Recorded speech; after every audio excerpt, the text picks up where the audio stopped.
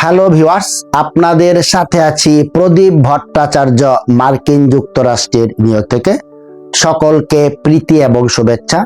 আশা করি দেশে বিদেশে যে যেখানে আছেন সুস্থ এবং নিরাপদে আছেন। ঈশ্বর ছাড়াও কি ধর্ম হয়? এই আজকের টপিক। খুবই স্পর্শকাতর একটি আলোচনা। নিরপেক্ষ দৃষ্টিকোণ থেকে সম্পূর্ণ ভিডিওটা আশা করি শুনবেন। পৃথিবীতে দুই প্রকার ধর্ম প্রচলিত। একটি হলো ঈশ্বর কেন্দ্রিক, যাকে বলা হয় তত্ত্ব, আরেকটা হলো মানুষ কেন্দ্রিক, সাধারণ জীব কেন্দ্রিক, তাকে বলা হয় তম। প্রাতিষ্ঠানিক যে ধর্মগুলো আছে তা অধিকাংশই ঈশ্বর কেন্দ্রিক। যেমন Christianity, God in the heaven. Christianity ট্রিনিটিতে বিশ্বাস করে। ঈশ্বর, তার পুত্ররূপে যীশুখ্রিস্ট এবং সাধারণ ভক্তরা পবিত্র আত্মা, এই হলো ট্রিনিটি। ইসলামে আল্লাহ মেইন ক্যারেক্টার। হিন্দু ধর্মে তো প্রচুর আছে, শৈব, শাক্ত, বিভিন্ন দেবদেবী। সবগুলাই হলো ঈশ্বর কেন্দ্রিক। একজন ব্যক্তি, তিনি সর্বময় ক্ষমতার অধিকারী, তার প্রতি আস্থা রাখতে হবে, তাকে বিশ্বাস করতে হবে এবং যাবতীয় ধর্মীয় আচার অনুষ্ঠান পালন করলে তার কৃপা পাওয়া যাবে, ইহকালে আনন্দ লাভ এবং ভবিষ্যতে স্বর্গলাভ। এই হলো ঈশ্বর কেন্দ্রিক ধর্মগুলার মূল প্রতিপাদ্য বিষয়। আরও কিছু ধর্ম আছে যেখানে ঈশ্বরের তেমন কোনো প্রাধান্য নেই। এই ধর্মকে বলা হয় তম কেন্দ্রিক, অর্থাৎ এখানে ব্যক্তিকে গুরুত্ব দেওয়া হয়। ব্যক্তির কিভাবে জীবনে উন্নতি হবে, ব্যক্তি কিভাবে নিজেকে আধ্যাত্মিক স্তরে উন্নীত করতে পারবে, তাই এখানে বর্ণনা করা হয়। গৌতম বুদ্ধ প্রথম যে ধর্মমত প্রচার করলেন, সেখানে ঈশ্বরের কোনো কথাই নেই। উনি বললেন, জীবনে দুঃখ আছে, দুঃখের একটি কারণ আছে এবং তার থেকে নিবৃত্তর উপায় আছে।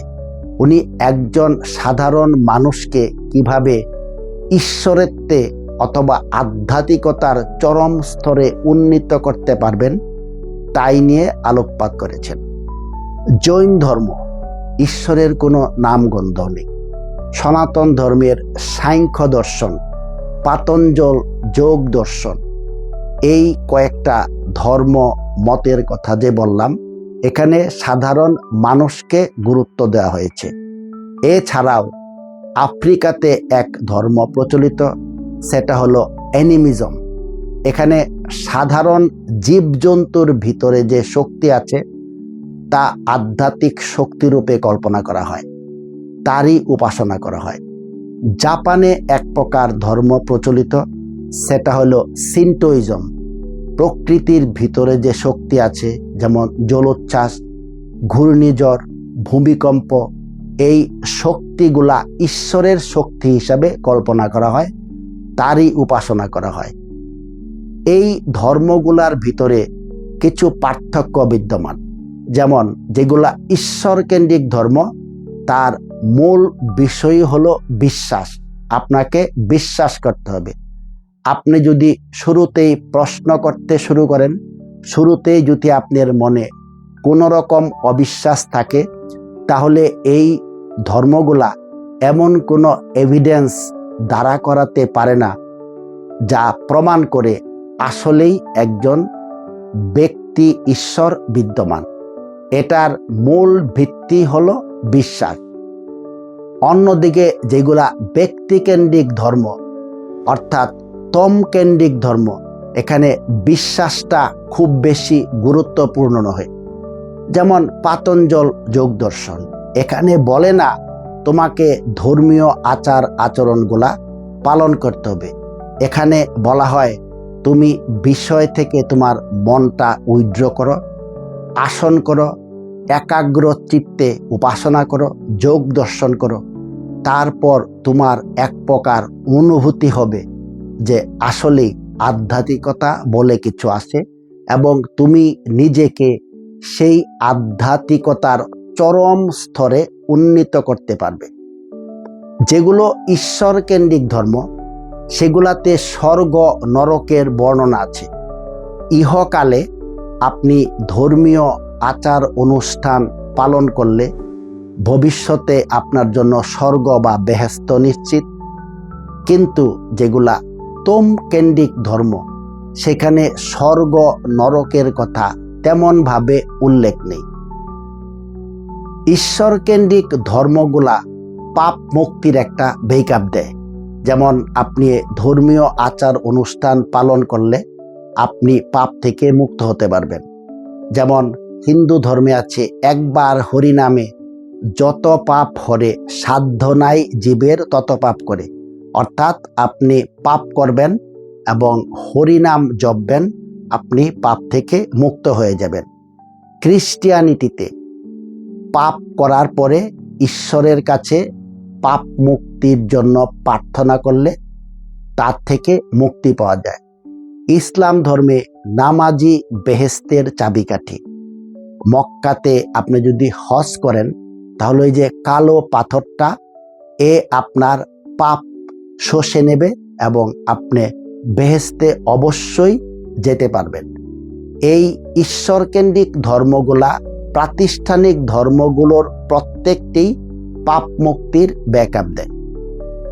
পক্ষান্তরে যেগুলা তোম কেন্দ্রিক ধর্ম অর্থাৎ ব্যক্তিকেন্দ্রিক ধর্ম, সেগুলাতে যেহেতু স্বর্গ নরকের কোনো বিধান নেই, তাই এখানে পাপ মুক্তির কোনো ব্যবস্থা নেই। এখানে বলা হয়, আপনি যদি একটি মিথ্যা কথা বলেন, আপনি একজন সাধারণ মানুষ। ক্রমাগত সত্যের আশ্রয় নিয়ে আপনি মনুষ্যত্বটা অর্জন করলেন। মনুষ্যত্ব অর্জনের পরে এই তোমকেন্দ্রিক ধর্মগুলা বলে আপনি নিজেকে আরো উচ্চার শ্রেণীতে উন্নীত করতে পারেন। আস্তে আস্তে আপনি আধ্যাত্মিকতার সেই চরম পর্যায়ে পৌঁছে যেতে পারেন, অর্থাৎ আপনি একজন ঈশ্বরের মতোই হয়ে যেতে পারেন। যেগুলো ঈশ্বর কেন্দ্রিক ধর্ম, সেগুলা ধর্মান্তকরণে বিশ্বাস করে, অর্থাৎ একটি মানুষকে তার নিজের ধর্মে আনতে পারলেই, সংখ্যার আধিক্য হলেই ধর্মের প্রসার বাড়বে, তারা এই কনসেপ্টে বিশ্বাস করে। কিন্তু যেগুলা তোমকেন্দ্রিক ধর্ম অর্থাৎ ব্যক্তিকেন্দ্রিক ধর্ম, সেইখানে যেহেতু স্বর্গ নরক অথবা পাপ মুক্তির ব্যবস্থাও থাকে না, সেখানে ধর্মান্তকরণের কোনো প্রশ্নই আসে না। এই তোমকেন্দ্রিক ধর্মগুলা সবই হলো বস্তুবাদী ধর্ম। ঈশ্বরকেন্দ্রিক ধর্মগুলাতে যেমন করে ধর্মীয় আচার অনুষ্ঠান করার কথা বলা হয়, পক্ষান্তরে তোমকেন্দ্রিক ধর্মগুলাতে তপস্যা, ধ্যান, বিষয় থেকে মন উইথড্র করা, এগুলোর কথা বেশি প্রাধান্য দেওয়া হয়। ডিয়ার ভিউয়ার্স, এটা হলো বিজ্ঞানের যুগ। তাছাড়া ইন্টারনেটের কল্যাণে সবার হাতে স্মার্টফোন আছে। তারা প্রতিনিয়ত ধর্মের ডিবেট শুনে। রিচার্ড ডকিন্স, স্যাম হ্যারিস প্রতিনিয়ত ডিবেট করছেন।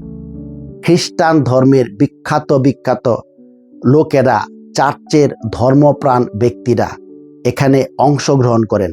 আপনি স্পষ্টতই বুঝতে পারবেন, যিনি ঈশ্বরকেন্দ্রিক ধর্মগুলাকে দাঁড়াতে চেষ্টা করালেন, ঠিক ভালোভাবে দাঁড় করাতে পারছেন না। আজকাল কিছু বাংলা ভাষী ব্লগারও অনলাইনে ডিবেটের আয়োজন করে। আপনিও এই ডিবেটে অংশগ্রহণ করতে পারেন। আপনি যে ধর্ম মতেরই হন না কেন, আপনি নিজের ধর্ম বিশ্বাসকে ওখানে দাঁড় করানো একটু কষ্টসাধ্য, কারণ এই ব্লগারদের বিজ্ঞান বিষয়ে, যুক্তি বিষয়ে যথেষ্ট জ্ঞান আছে। সেই ক্ষেত্রে একমাত্র দাঁড়াতে পারবে যেগুলা ব্যক্তিকেন্দ্রিক ধর্ম, কারণ আপনিই তো আপনি সেই স্তরে নিজেকে উন্নীত করতে পারেন। আপনি নিজেকে আধ্যাত্মিকতার চরম স্তরে উন্নীত করে প্রমাণ করতে পারবেন আসলেই আধ্যাত্মিকতা সত্য, বিজ্ঞানসম্মত। একজন মানুষই পারে নিজেকে সাধারণ মানুষ থেকে আধ্যাত্মিকতার চরম স্তরে উন্নীত করতে, দেবত্বে উন্নীত করতে। ডিয়ার ভিউয়ার্স, আমার ভুল ত্রুটি হয়ে থাকলে ক্ষমা সুন্দর দৃষ্টিতে দেখবেন এবং কোন সাবজেক্টটা আমি ভুল বলেছি আমাকে শুধরে দিবেন। সকলে ভালো থাকুন। অন্য কোনো টপিক নিয়ে আবার আপনাদের সামনে হাজির হব। প্রদীপ ভট্টাচার্য, মার্কিন যুক্তরাষ্ট্র, নিউ ইয়র্ক।